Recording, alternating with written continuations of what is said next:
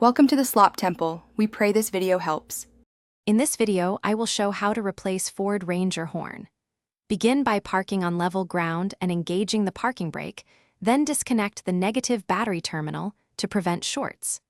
Put on safety glasses and gloves and consult your owner manual for horn location.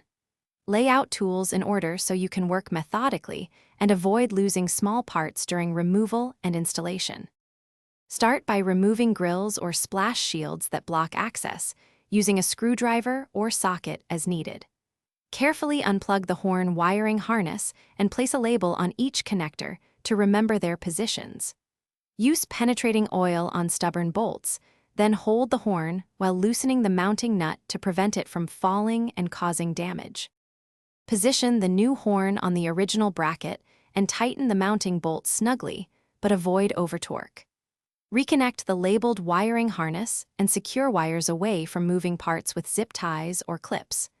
Reattach any removed covers, then reconnect the negative battery terminal and press the horn button inside the cab to confirm proper sound and grounding. Thanks for watching. Consider subscribing if we helped you.